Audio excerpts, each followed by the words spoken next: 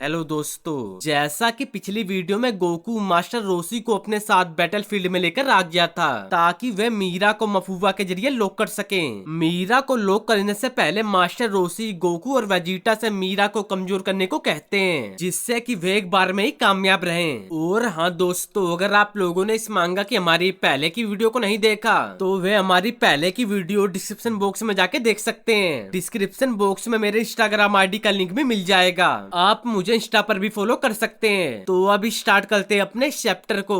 रोशी की बात को सुनकर गोकू मीरा को थोड़ा सा कमजोर करने के लिए उस पर अटैक करने के लिए जाने लगता है। SSJ-3 गोकू अपनी पूरी रफ्तार से मीरा की तरफ आता हुआ कहता है, देरी के लिए सॉरी वेजिटा, हमें इसे कमजोर करना चाहिए, यह इम्पोर्टेंट है, लेकिन इसके सहन करने की एक सीमा होनी चाहिए। मीरा के पास पहुंचकर गोकू उस पर किक से अटैक करता है, जिसके प्रेशर से मीरा पीछे जाते हुए कहता है, डैम इट, वह बहुत ज्यादा फास्ट है। उसी वक्त वेजिटा भी मीरा के पीछे अटैक करने के लिए एक झटके से आ जाता है कि तुम बहुत बेबस हो। इतना कहकर वेजिटा उस पर किक से अटैक करके अपने से दूर फेंक देता है। वेजिटा के अटैक से मीरा अपने आप को संभाले इससे पहले ही गोकू एक बार और मीरा के पास पहुंचकर उसकी बैक पर अटैक करता है। गोकू का इस बार का अटैक मीरा के लिए बहुत ज्यादा ताकतवर था, क्योंकि वह वेजिटा और गोकू के हाथों से कंटिन्यू पिट रहा था। गोकू का इस बार के अटैक से मीरा जमीन पर गिर जाता है और उसकी हालत भी इस वक्त ज्यादा अच्छी नहीं थी। वह कुछ और करने की सोचे इससे पहले उसकी नजर अपनी तरफ आ रहे गोकू और वेजिटा पर पड़ती है, जो कि अपने अपने की अटैक को बिना वक्त गवाए क्रिएट कर रहे थे।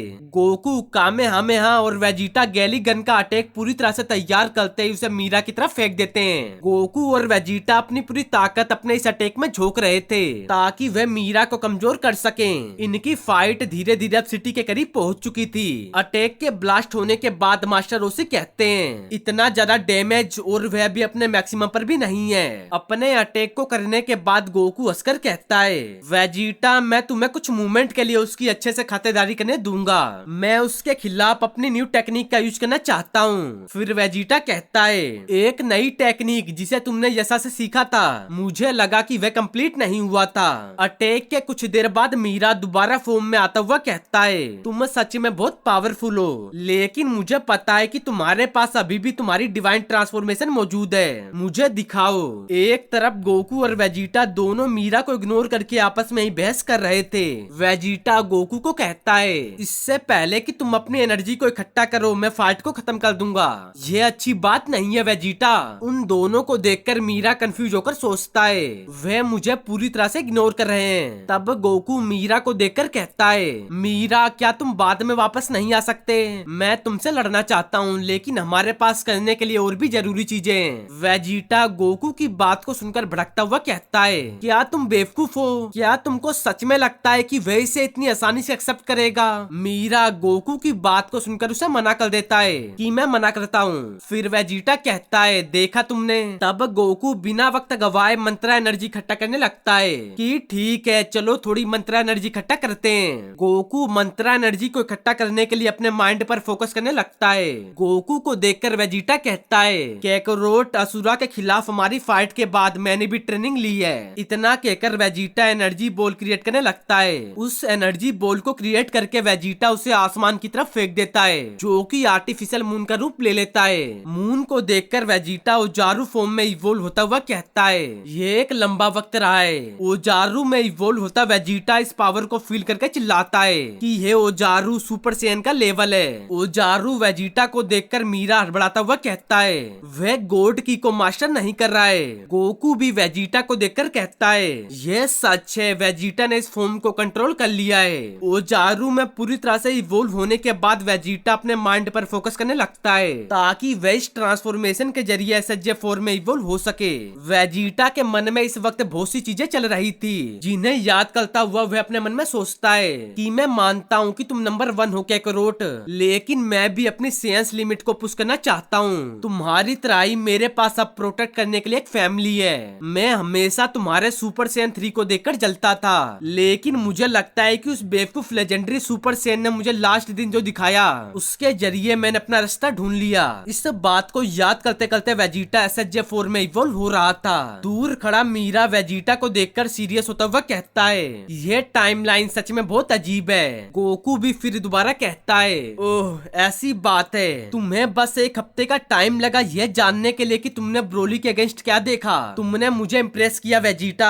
कुछ टाइम बाद वेजिटा एसएसजे 4 में टर्न होने के बाद कहता है, वेट के लिए सॉरी, ये रहा सुपर सैयन 4। इससे ट्रांसफॉर्मेशन में गोट की क्या एडवांटेज है, तो चलो इसे जल्द से जल्द फिनिश करें। अपनी बात को कहकर वेजिटा मीरा की तरफ अपनी पूरी रफ्तार से अटैक करने के लिए आने लगता है। उसके पास पहुंचकर वेजिटा लगातार उस पर अटैक करना स्टार्ट कर देता है। चारों तरफ से मीरा पर वेजिटा के अटैक पड़ रहे थे, कभी पंच से कभी किक से वेजिटा लगातार मीरा पर कंटिन्यू अटैक कर रहा था। किक और पंच से अटैक करने के बाद वेजिटा तुरंत फाइनल साइन अटैक क्रिएट करने लगता है। अटैक को क्रिएट करते ही वेजिटा उसे बिना वक्त गवाए मीरा की तरफ फेंक देता है, जो पूरी रफ्तार से मीरा की तरफ बढ़ रहा था। वेजिटा के एनर्जी की अटैक को देखकर मीरा इस अटैक को रोकने के लिए रेडी होता हुआ कहता है, तो आखिरकार तुम सीरियस हो रहे हो। इतने में ही वेजिटा का अटैक उससे आके टकराता है, जिसे मीरा रोकने की कोशिश करने लगता है। कुछ देर कोशिश करते करते मीरा की बॉडी वेजिटा के अटैक के सामने हार मान लेती है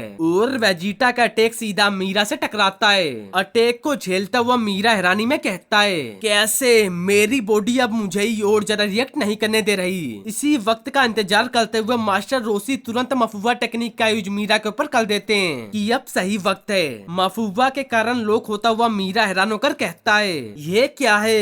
वह कुछ और सोचे समझे से पहले ही वे लॉक हो जाता है। मीरा के लॉक होने के बाद वेजिटा अपनी नॉर्मल फॉर्म में आकर हंसता हुआ गोकू से कहता है, तुमने देखा कैकरोट, तुम्हारे पास फाइट करने का वक्त भी नहीं था, मेरे पास भी स्टॉक में कुछ था। फिर गोकू कहता है, तुम कम से कम मास्टर रोसी को थैंक्स कर सकते हो, उनके बिना हमारे पास बस वर्क का ही टाइम होता। हाँ हाँ ओके थैंक्स ओल्ड मैन। फिर मास्टर रोसी कहते हैं, इससे डीमन ने अपने स्टेमिना का ध्यान नहीं रखा और हार गया। यह तुम दोनों के लिए परफेक्ट एग्जाम्पल है। याद रखो कि तुम्हें केवल अपनी ट्रांसफॉर्मेशन और रोज स्ट्रेंथ पर ही डिपेंड नहीं रहना चाहिए। मुझे उम्मीद है कि आगे आने वाली घटनाओं के लिए तुम इसे याद रखोगे। मास्टर रोसी की सीरियस बातों को सुनकर गोकू हंसता हुआ कहता है, चिंता मत करो सब ठीक हो जाएगा, अब हमें असुरा को ढूंढना होगा। तो दोस्तों इस चैप्टर का एंड इधर ही होता है। मैं जितनी जल्दी हो सके इसके नेक्स्ट चैप्टर को अपलोड करने की कोशिश करूंगा। और हाँ दोस्तों, अगर आप लोगों को मेरी वीडियो अच्छी लगे तो वीडियो को लाइक, वीडियो को शेयर और अपने इस चैनल CN Toons को सब्सक्राइब करना ना भूलें।